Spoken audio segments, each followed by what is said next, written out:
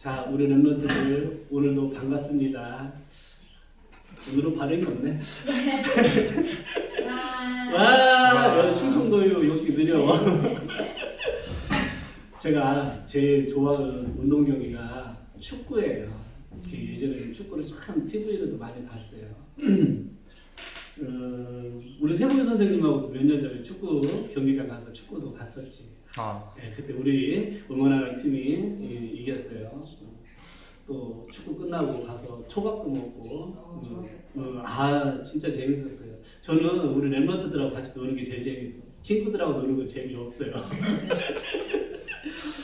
지난주 토요일 날 아시안 게임 결승전 했었잖아요. 이렇게 뭐 집에 TV가 없으니까 이렇게 저기 핸드폰으로 스코어만 알 수 있는 거예요. 실시간으로. 그걸 딱 보니까 경기 끝난 다음에 유튜브로 바로 하이라이트 보여주잖아요. 하이라이트를 딱 켜자마자 1분 몇 초 만에 일본한테 한 골을 먹어버렸네. 제가 그때 마음이 상했을까 안 상했을까요? 안 상했어요. 왜 그러냐면은 스코어는 이미 알고 있잖아요. 2대1이잖아. 2대1로 이긴 결과를 알기 때문에 시작하자마자 2분 만에 골을 먹어도 그걸 봐도 마음이 흔들리지 않고 기쁜 거예요. 왜냐? 결과를 알기 때문에 그래요. 우리 인생이 그래요. 우리는 이미 결과를 알고 가는 거예요. 어떻게 결과를 아느냐? 하나님은요 우리에게 말씀으로 모든 결과를 알게 하셨다라는 거예요. 마태복음 24장 14절에 이 천국복음이 모든 민족에게 증언되기 위하여 온 세상에 전파되리니 그제야 끝이 오리라는 말씀을 주님께서 주셨단 말이에요. 우리는 이 천국복음이 모든 민족에게 증거되는 그때 세상이 끝이 오고 예수 그리스도께서 심판주로 재림주로 오실 것을 미리 알고 있는 거예요. 그래서 우리는 세계복음화 언약을 붙잡고 가는 거라는 거죠. 데살로니가전서 이번 주 나오잖아요. 데살로니가라는 그 지역의 교회의 특징은 뭐였냐면요, 좀 종말론에 대해서 오해를 했어요. 예수 그리스도께서 곧 오실 거라고 좀 복음을 종말에 대해서 잘못 오해를 하고 있었어요. 그래가지고 데살로니가 전후서에 그 종말에 대해서 기록이 되어 있어요. 이 세상에서 지금 제일 잘못된 종말론이 뭐냐면요, 시한부 종말론이에요. 시한부 종말론이 뭐냐면은 몇 년, 몇 월, 몇 시에 예수 그리스도께서 재림하신다라고 이렇게 얘기를 하거든요. 그것은 성경에 아주 틀린 거예요. 언제 예수 그리스도께서 재림하실지 그건 몰라요. 그 구체적으로 우리가 알고 있는 시간표는 무엇이냐? 세계복음화가 완성되는 날 예수 그리스도께서 재림하신다는 거예요. 즉 하나님께서 창세전에 구원하시기로 택한 모든 사람들이 구원받는 그 시간표가 예수 그리스도의 재림 시간표고 종말의 시간표라는 거예요.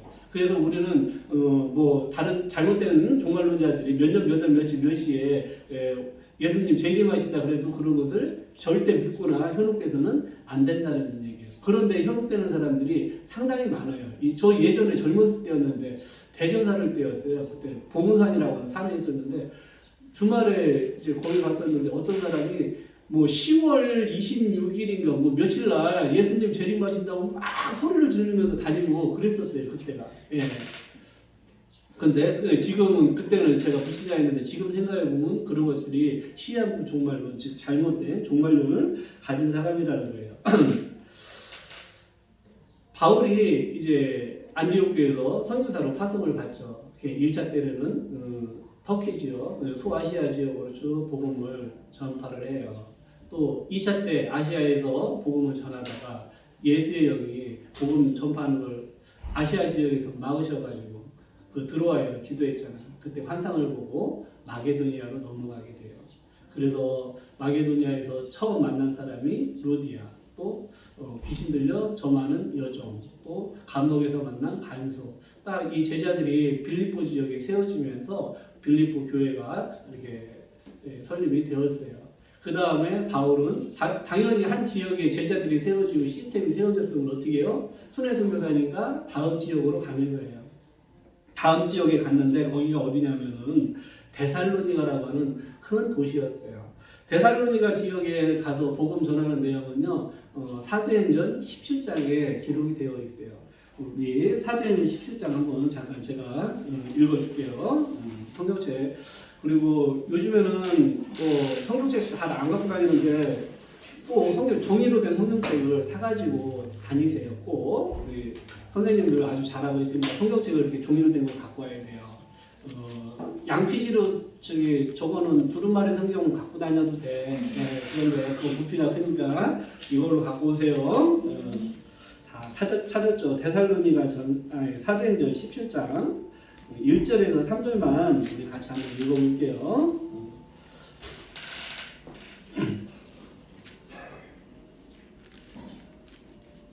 다 찾았어요? 쭉 같이 읽어봐. 자, 잘 들어. 귀는 열려 있겠지. 그들이 암비볼리와 아볼로니아로 다녀가 데살로니가에 이르니 거기 유대인의 회당이 있는지라 바울이 자기의 관례대로 그들에게로 들어가서 새 안식일에 성경을 가지고 강론하며 뜻을 풀어 그리스도가 회례를 받고 죽은 자 가운데서 다시 살아나야 할 것을 증언하고 이르되 내가 너희에게 전하는 이 예수가 곧 그리스도라 하니. 이렇게 기록이 되어 있어요. 데살로니가 지역에서 복음을 전한 내용이 나와 있어요. 그리스도가 왜 해를 받아야지 되느냐는 거예요. 그리고 그 그리스도가 곧 예수라는 거예요. 우리 창세기 2장 17절에 하나님께서 인간을 창조하시고 언약을 맺으셨어. 그 언약을 이게 뭐냐? 선악과 언약이에요. 이 선악을 알게 하는 나무의 열매를 먹지 말라. 이것을 먹으면은 반드시 죽는다라는 언약을 하나님과 인간을 대표해서 아담이 딱 언약이 체결이 된 거예요. 그런데 창세기 3장에 보면은 사탄에게 속아서 그 선악과 언약을 어기게 되는 거예요. 그 선악과 언약의 핵심은 뭐냐면요, 그 선악과를 먹으면은 반드시 죽는다라는 거예요. 그런데 하나님께서는 우리 인간을 구원하시고 살리시기 위해서 누군가를 대신 죽게 만드셔야지 됐다라는 거예요. 그런데 아담이 죽어도 그 죄 문제는 해결이 안 돼요. 왜냐? 죄인이 있기 때문에 죄값으로 죽는 거예요. 그러면 죄 문제를 해결할 수 있는 방법은 죄가 없으신 다른 분이 그 죄를 담당하고 십자가에서 죽으셔야지 된다는 거예요. 그래서 주신 언약이 창세기 3장 15절에 여자의 후손을 보내서 뱀의 머리, 즉 사탄의 권세를 꺾으시겠다는 거예요. 또 뱀은 여자의 후손에 어디를 본다고? 발꿈치를 본다고. 십자가의 고난이 있을 것을 창세기 3장 15절에 이미 예언이 되어 있는 거예요. 그래서 여자의 후손으로 오신 예수 그리스도께서 십자가에서 죽으실 수밖에 없는 거예요. 예수 그리스도는 한마디로 죽기 위해서 오신 분이에요. 죽으시고 하나님이라는 증거, 그리스도라는 증거로 다시 부활하셨다는 거예요. 자, 그렇기 때문에 우리가 그 마귀 권세를 이기시고 우리의 죄를 용서하시고 하나님 만나는 길이 되신 예수 그리스도를 믿고 영접하면은 우리가 구원을 받고 하나님의 자녀가 된다는 거예요. 이 창세기 3장 15절의 주인공이 그리스도인데 그 그리스도께서 곧 예수님이라는 것을 바울이 데살로니가 지역에서 복음을 선포하게 되었다라는 것입니다. 자, 데살로니가 지역에서도 제자를 만났죠. 야손. 그 지역에서 막 복음 전하니까 유대인들이 막 이번에는 불량배들을 동원해가지고 폭동을 일으키고 그런 사건이 벌어져요. 그래서 또 데살로니가 지역에서도 오래 있지 못하고 바로 떠나게 돼. 그래서 베레아를 거쳐서 이제 아테네죠, 거기를 거쳐서 고린도로 가서 고린도에서 사역을 하게 돼요. 그래서 고린도에서 아주 큰 열매를 맺게 됩니다. 그래서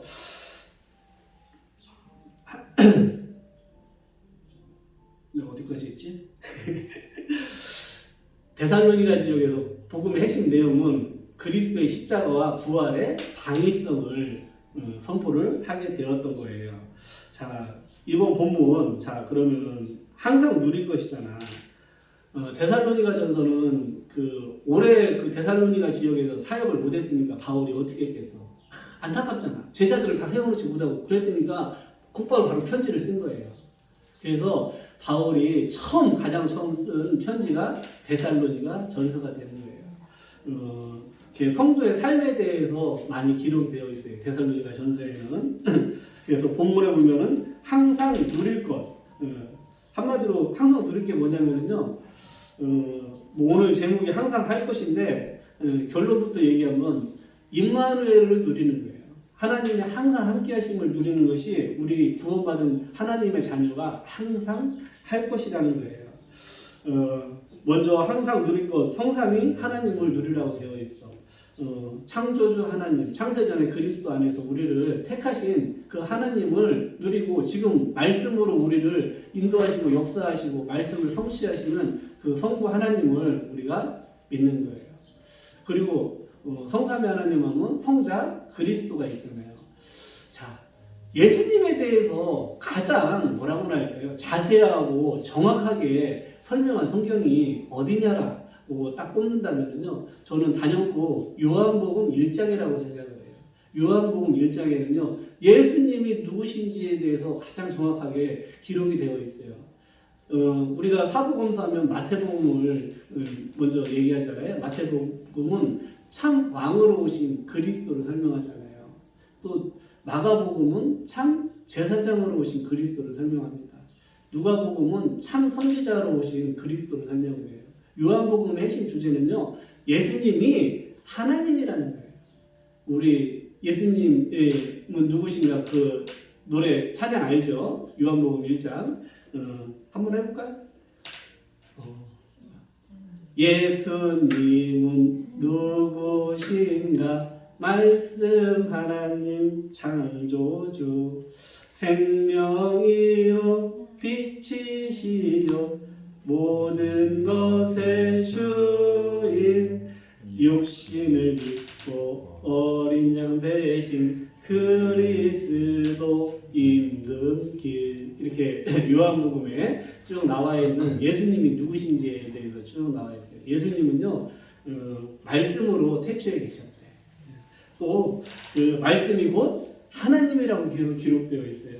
또 모든 만물이 그로 말미암아 창조되었다. 창조주로 기록되어 있어요. 또 그 안에 예수님 안에요 생명이 있대. 또 사람들의 빛으로 오셨대. 주인이네. 자기 땅에 오매 자기 백성이 영접지 않았다고 기록되어 있거든요. 그런데 영접하는 자, 곧 그 이름을 믿는 자들에게는 하나님의 자녀가 되는 권세를 주시겠다고 말씀되어 있어요. 또 이는 혈통으로나 육적으로나 사람의 뜻으로 나지 않고 오직 하나님께로부터 난 자들이 예수 그리스도를 주인으로 영접할 수 있다고 되어 있어요. 그 성신하셨잖아요. 하나님이신데 하나님이 죽으실 수 없잖아요. 영이시기 때문에. 그래서 죽을 수 있는 사람의 몸으로 오신 거예요. 그것을 성경에서는 성육신이라고 해요. 말씀이 육신이 되어 우리 가운데 거하시네. 우리가 그의 영광을 보니 아버지의 영광이요 또한 은혜와 진리가 충만하더라. 이런 말씀이 있어요. 또 세례 요한이 예수님을 딱 보고 보라 세상 죄를 지고 가는 하나님의 어린 양이로다라고 딱 고백을 해요. 또 베드로의 형제 안드레는 예수님을 만난다면 자기 형제 베드로한테 찾아가서 우리가 누구를 만났다? 메시아를 만났다. 메시아를 번역하면 그리스도예요. 그리스도를 만났다라고 고백을 해요. 또 나다나엘이라고 하는 제자는 예수님을 이스라엘의 임금이라고 참 왕으로 오신 예수님을 설명을 해요. 또 인자, 예수님께서 인자로 오셔가지고 하나님과 사람의 중간에서 만나는 하나님 만나는 길이 되심을 참 선지자이심을 설명을 하고 있어요. 요한복음에는 그러니까 한마디로 참 선지자, 참 제사장, 참 왕이 다 기록되어 있는 거예요. 자, 이 예수님을 누리는 기도가 중요해요. 제가 늘 강조하지만 지난주에도 제가 얘기했지만은 그리스도 삼종직을 누리는 기도를 우리가 매일 누리는 것이 매우 중요해요. 그것을 예수님은 참 왕, 참 제사장, 참 선지자 이것만 고백해도 되는데 그 말씀을 가지고 참 선지자에 대한 말씀은 어디에 있습니까? 요한복음 14장 6절에 있잖아요. 예수께서 이르시되 내가 곧 길이요 진리요 생명이니 나로 말미암지 않고는 아버지께 올 자가 없느니라. 이렇게 말씀을 선포하는 거예요. 그리스도 상주님을 누리면서 참 제사장에 대한 말씀은 로마서 8장 1절 2절에 있잖아요. 그러므로 이제 그리스도 예수 안에 있는 자에게는 결코 정죄함이 없나니 이는 그리스도 예수 안에 있는 생명의 성령의 법이 죄와 사망의 법에서 너를 해방하였습니다. 이렇게 말씀을 선포를 하는 거예요. 참 왕으로 오신 그리스도 요한일서 3장 8절에 있잖아요. 죄를 짓는 자는 마귀에게 속하나니 마귀는 처음부터 범죄하니라. 하나님의 아들이 나타나신 것은 마귀의 일을 하려 하십니다. 이렇게 기도하는 시간에 하나님의 말씀을 선포해 보세요. 그것은 하나님의 말씀이 나에게 각인시키고 내가 또 선포하는 거예요. 마귀에게도 선포하는 거예요. 예. 자, 예수 그리스도를 주인으로 영접했을 때 우리 안에 성령께서 함께 하시잖아요.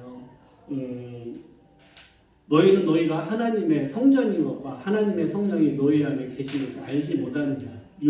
고린도전서 3장 16절에 성령께서 함께 하시는 곳이 성전인 거예요. 내가 곧 성전인 거예요. 그런데 성령께서 나와 함께 하셔서 하시는 일이 있다는 거예요. 함께 하시면서 성령께서는 세계 복음화, 즉 예수 그리스도의 이름이 모든 민족, 만민, 땅끝까지 증거되게 역사하신다라는 거예요.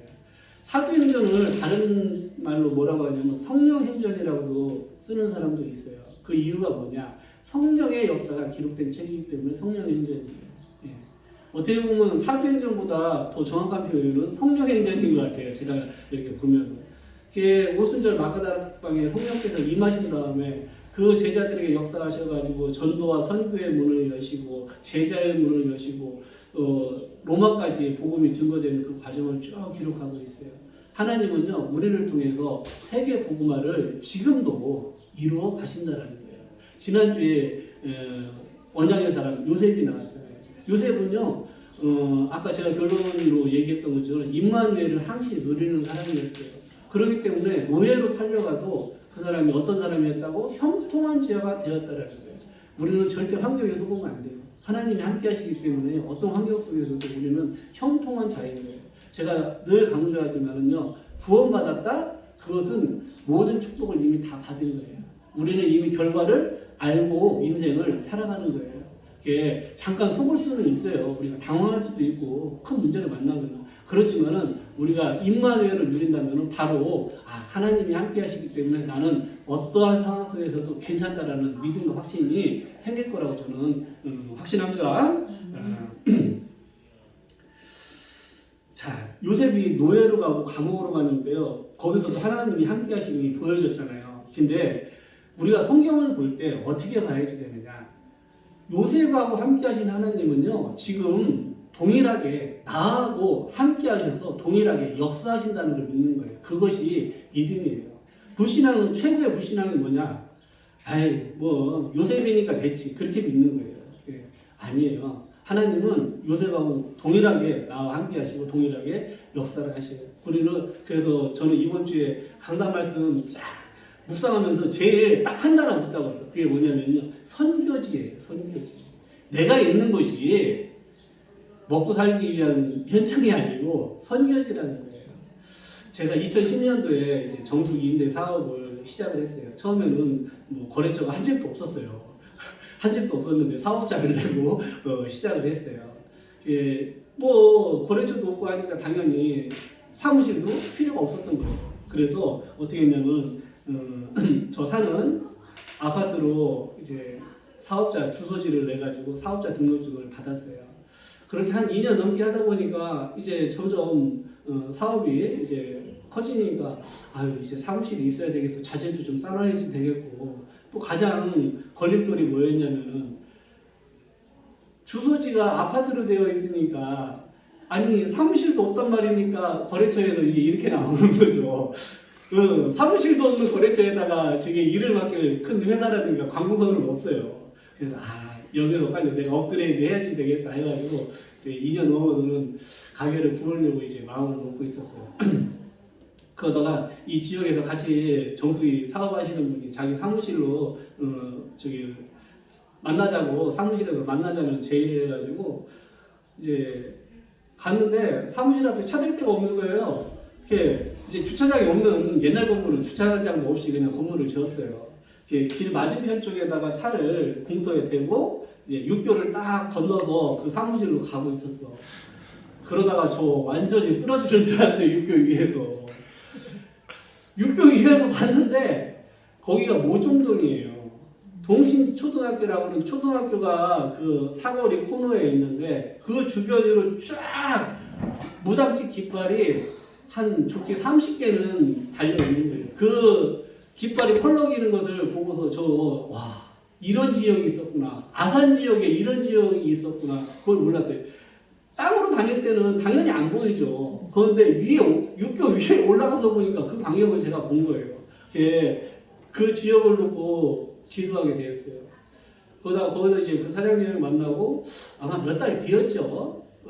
그 사장님하고 또 이제 얘기를 하는데 이런 얘기를 했었어요. 이제 제가 사무실을 좀 이제 얻어야 되겠다. 이제 규모가 좀 어느 정도 됐고 하니까. 그러니까 그분이 대뜸 한다는 말이 그냥 우리 가게 인수하라는 거예요. 자기는 저기 주택관리를 하고 공부해가지고 저기 아파트 관리 사무소 소장이 되겠다고 공부 중이었어요. 그때도 그분이. 아 그래요? 아니 나 이제 서서 이거 적을 거니까 이거 아예 가게를 그냥 인수하라는 거예요. 그래서 가게를 뭐 보증금 100만 원 가지고 그냥 인수를 했어요. 권리금 하나도 없이 뭐든 집기면 부속도 다 그냥 공짜로 줬어요 그분이. 그것도 꽤 돈 되는 건데. 그러더니 한 일주일인가 있더니 또 같이 밥을 먹는데 아예 이참에 다 정리하려니까 거래처까지 다 저대로 인수를 하라는 거예요. 그래 그냥 진짜 엄청 싸게 그 인수를 해가지고 제가 이제 그때가 2013년도였는데 2013년도부터 확 사업이 자리를 단 한순간에 잡는 그런 일이 있었어요. 네, 경제적으로도 하나님께서 전혀 내가 수고하지 않은 것을 주시는 경우도 그렇게 있다라는 것을 그때 체험을 했어요. 네. 그건 부수적인 거고 그 다음 가서가 이제 중요해요.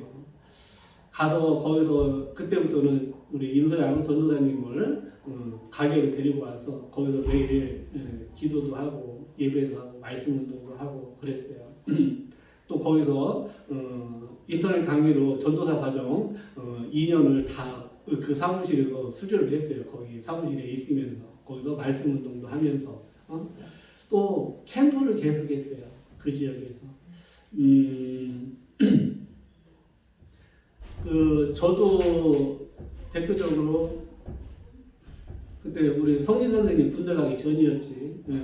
송별회 한다고 다 모였는데 일단 우리 사무실 그 동네로 가서 다 캠프했어요. 그 다음에 같이 저녁 먹고 저기 놀았던 것 같아요. 그때 캠프하러 갔는데 민경이하고 저하고 짝이었어요.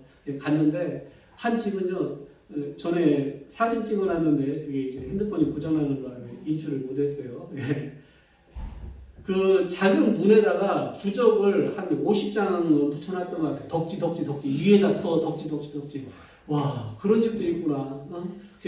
내려왔는데 어떤 할머니가 머리는 산발해가지고 나와가지고 누구야? 해가지고 깜짝 놀랐었지. 민경이 그때 많이 놀랐었는데 그런 일도 있었어요. 또 저희 사무실 2층에 가정집이 두 채인가 있어요. 뭐 아주 허름한 집인데 거기 간혹가다 무속인들이 이사를 와요. 참 영화도 어둡지. 그래 오래 못 있다 가더라는 거예요. 그 무속인들이. 그리고 무속인들이 이사 오면은 제일 먼저 뭐 하냐면요. 신당을 차려놓고 구슬을 해요. 귀신을 불러들이는 구슬을 해요. 하루는 저 일하고 저녁 때 들어오니까 정영희 목사님하고 임서양 전도사님하고 이제 뭐 2층 갔다가 내려왔다고 거기 무속인 새로 이사 왔는데 구다더라고. 근데 구다는데 서 있으니까 귀신이 안 오지. 귀신이 안 오고 계속 그랬어요. 근데 지금은 거기서 6년인가 7년인가 있었는데요. 지금은 거기가 다 아파트가 생기고 무속인들이 다 떠나갔어요. 거기 한 군데 남아 있어요. 지금 저는 거기 지나가면서 기도에 미르감이라고 하는 무속인 한 군데 있어요. 우리 렘넌트들 거기 다 가봤어요. 그 집은 제가 왜 기억하냐면 여름 성교회 때 제가 데려간 집이 그 집이었어요. 우리 렘넌트들. 근데 그 집은 아직도 남아 있더라고요. 동신초등학교 후문 바로 앞에 있는 집이 미르감이라고 하는 것이 있어요. 예. 자, 이렇게 나의 업이 선교지예요. 내가 어차피 가게 얻어야 되잖아. 그런데 영적으로 딱 보고 나의 선교지를 정하는 거고 또 인도를 그렇게 받는 것이 매우 중요해요. 우리 렘넌트 학교 가는 그 현장이 선교지고 우리 선생님들 가는 직장, 사업장이 선교지임을 잊지 마세요. 임마누엘 누리면 그 현장에 하나님의 나라는 반드시 임한다라는 거예요. 아셨죠? 요셉에게 역사하신 그 성령은 지금 동일하게 우리에게 역사하심을 잊지 마세요. 그게 매우 중요해요. 자, 항상 할 것, 항상 기뻐하요. 우리 렘넌트들은 무엇으로 기뻐할까요? 우리 준이는 이병헌이를 능가하는 영화 배우가 되면 기쁠 수도 있지. 우리 세봉이 선생님은 당장 급한 새 차를 사면 참 기쁠 거야. 우리 예원이 선생님은 늘상 보고 기도하고 있는데 오늘 본문에 나온 매일 한 자를 만나면 기쁘라니까. 자, 그렇죠. 예. 우리 부모받은 하나님 자녀 전도자에게 기쁨은요 뭐냐면요 나를 통해서 생명이 살아나는 거예요. 나를 만나는 모든 사람들이 하나님을 아는 거예요. 요셉이 갔는데 보디발이 보고 알잖아요. 감옥에서 간수가 보고 알잖아요. 하나님이 함께 하시는 그 생명운동이 일어날 때 가장 기쁜 거예요. 내가 구원받는 건 당연히 기쁜 것이고 나를 통해서 생명운동이 일어나고 내가 하나님의 구원사역에 쓰임받는 것이 최고의 축복이고 기쁨이 되어야지 된다라는 거예요. 저는 좀 슬플 때도 있죠. 어떨 때 슬프냐? 우리 렘넌트들에게 언약 전달이 안 될 때, 우리 렘넌트들이 작은 상처에 걸려가지고 영적으로 성장하지 못할 때, 그럴 때 보면은 참 가슴이 아파요. 그렇지만 이제 우리가 그걸 보고 기도해야지 되겠죠. 그래서 항상 기뻐하라.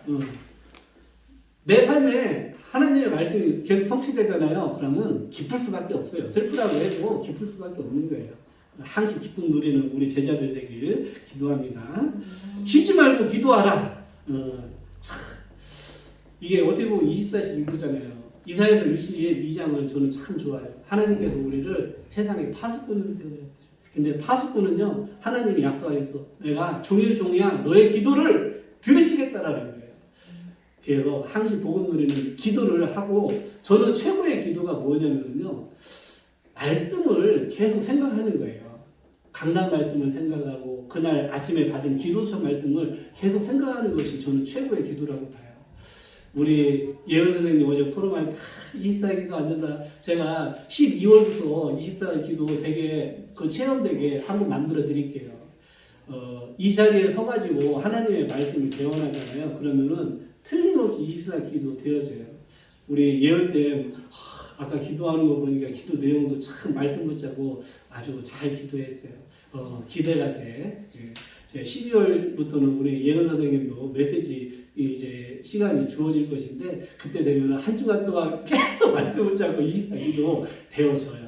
아셨죠? 예, 교사가 최고의 축복이에요. 왜냐? 하나님께서 교사로 세우셔가지고 저를 전혀 교사 될 수 없는 사람인데 교사로 만들어 가신다는 거예요. 뭐 불신자는 그 자리가 그 사람을 만든다라는 말도 하는데요. 하나님은요, 내가 부족한 거 알아. 그렇지만 성령께서 역사하셔가지고 하나님이 함께 하신 걸 증거하시고 또 하나님의 일을 하시겠다라는 거예요. 세상 일은 내 능력으로 할 수도 있어요. 불신자들은. 그렇지만 하나님의 일은요, 하나님께서 함께 하셔가지고 되어지게 하신다라는 거예요. 증인이 되라고 안 하셨어. 예수님도 증인이 되게 하시겠다라는 약속이거든요. 우리 세봉이 선생님도 이제 내년 딜을 해야지 되는데 어느 선까지 가야 될지. 저는요, 우리 중고등부 렘넌트 딱 사역에 교사들을 세워놔야지만이 돼요. 그게 저의 역할인 거예요. 빨리 이제 세대 교체를 해야지 돼. 어른들은 이제 발판 깔아놓은 거예요. 진짜 15년 동안 발판만 깔아놓은 거예요. 제가 처음 교사하면서 우리 랩런트들이 이제 성장해서 교사가 될 걸 보고서 시작하지 않았겠습니까? 그런데 이제 드디어 열매를 맺을 시간표가 저에게는 오고 있는 거예요. 우리 랩런트들 교사가 빨리빨리 세워져야지 돼요. 전 그때까지 발판만 하는 거예요. 아셨죠? 자, 그래서 영적으로 이렇게 항상 24일 기도가 되어지려면요, 기도 시스템이 나에게 있어야지 돼. 아침 시간에, 밤 시간에 분명히 내가 누리는 나만의 것이 있어야지 된다는 거예요. 아셨어요? 아침에 뭐 하십니까? 아침에 바빠가지고 정신없지.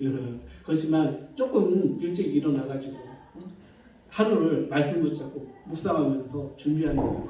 밤 시간에는요, 아무도 없는 조용한 시간, 나만의 방이 있어야지 된다는 거예요.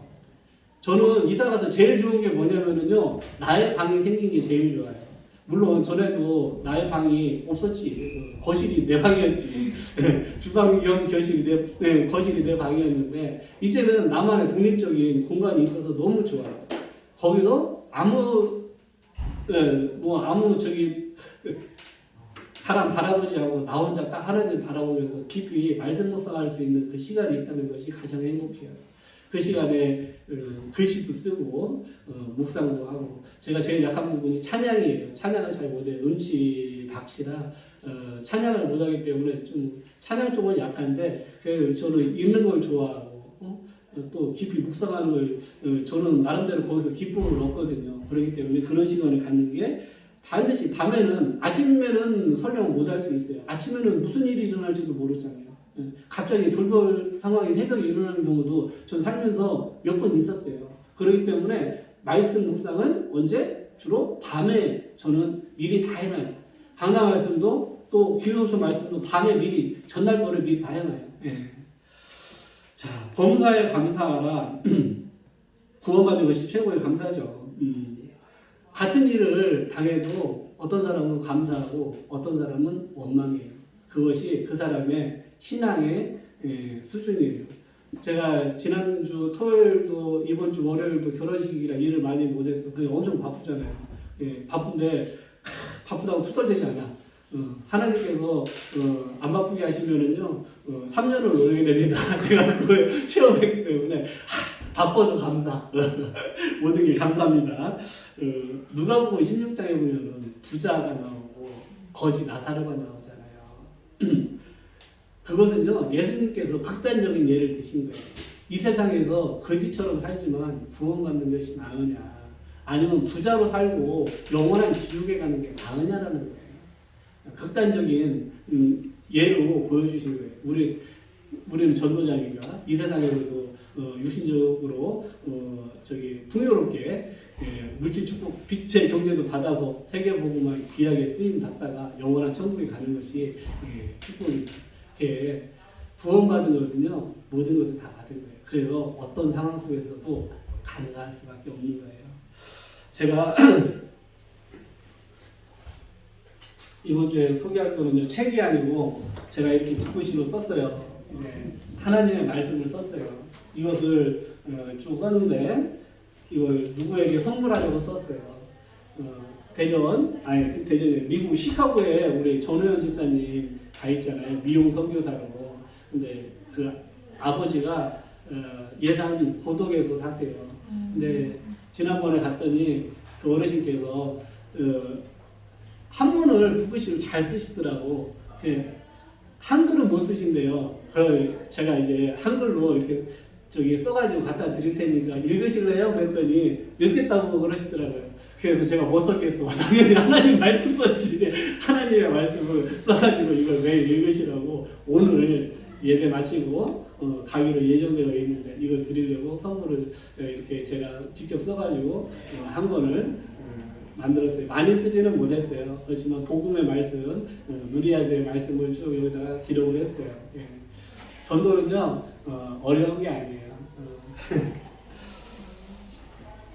자, 영상은 꺼져서 잠깐만 이제 인사. 다음에 또 만나요.